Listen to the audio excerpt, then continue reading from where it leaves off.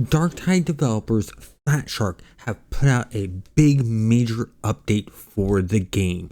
I'm Controlled Chaos, and in this video we're going to go over the main feature of this update. And that feature is they redid the whole entire class system and getting of skills. And this is really cool. I got the game when it first released. And it's a good game, but something was lacking. It felt like every zealot or every veteran or ogre all felt the same when you were playing that class. With this new update that they've done, which is called patch number 13, they have diversified the skill system. They made it now where you make choices and can better assign how you want your zealot or veteran or ogre or psyker to play. And this is really good.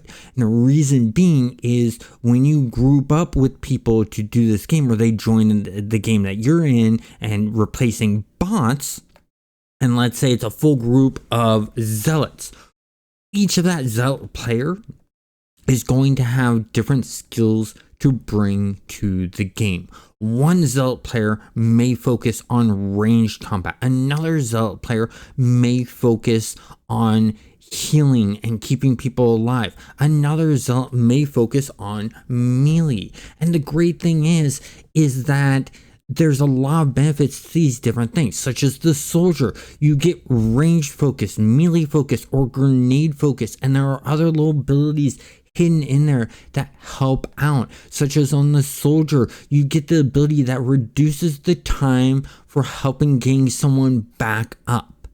And that's really nice. That means that a veteran with that ability, they're the one you want getting people back up, especially in the middle of combat. Out of combat, it really doesn't matter. When there's nothing going on and you're just picking someone up after the combat, no big deal. But in the middle of combat, that really matters. Having that 20% reduction is a really good thing. Another great thing with this patch is the game is on a sale on Steam. 35% off for the base game, but you get 50% off if you get the base game and their little pack of extra stuff that comes with it, that's of digital content, such as new outfits and new skins for weapons and things like that.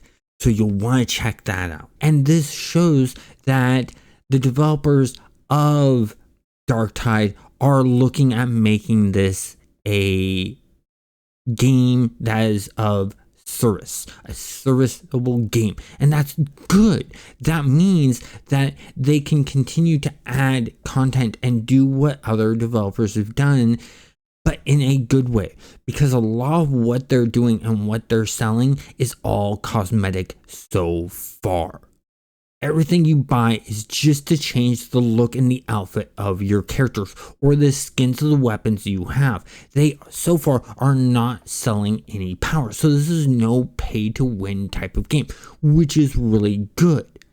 I'm thinking if there's enough interest, I may add this game to the channel. I'm thinking about it. You guys need to comment and let me know. But continuing on with these changes, this is a huge change that they've done with this patch. This really diversifies things and makes things better.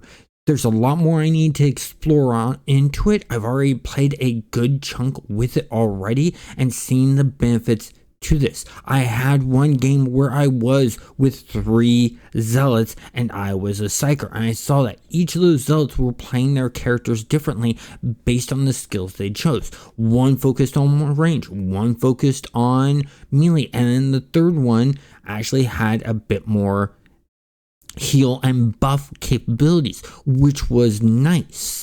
And that's good. That's great. There's other abilities in there where if you're playing a character that's not going to be in the cohesion, but go off on your own, you get a buff there. which, is okay unless, well, you get overran, which can happen. And then there's some problems there because then the group doing the cohesion can then has to backtrack and go get you. But there are also abilities that when you're in cohesion, you get personal buffs or you buff your team members, and it is a buff that you don't have to activate. It just naturally happens. And the great thing about this is they put in stealth abilities for at least 2 that I've seen. Zealots get a stealth ability and veterans get a stealth ability, and this is really cool. They're on timers, but the great thing is there are perks and skills that you can choose in the tree that increases that timer, that adds more to it, which is really good. This is great. It's them thinking forward. What can we add to these skills that we're adding and go from there? That's important. And so that's why it took so long for them to do this. They were working on it before the game even came out, but they had a choice to make. Do we release the game without it and continue working on it, or do we delay the game even more and upset fans that way? No matter what direction these developers would have taken with those choices, they were going to upset some players and fans. If they released the game and they didn't have the skill sets in there that they just put in, that's going to upset fans. If they delay the game until the skill sets are in there, that's going to upset some other fans because of the delay.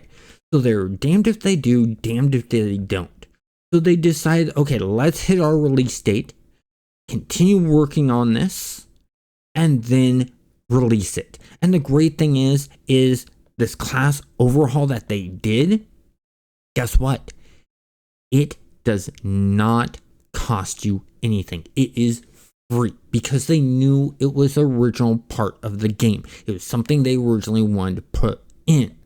And so that puts more faith, for me at least, in the developers. I already had good faith with them with Vermintide 1 and Vermintide 2. Great games, loved playing them. Darktide, I played, I was like, it's okay. I'd rather go back to Vermintide 2. But with this class overhaul, guess what? I'm switching over to Darktide. Darktide's going to be my main of those 3. And the reason being is for one reason alone.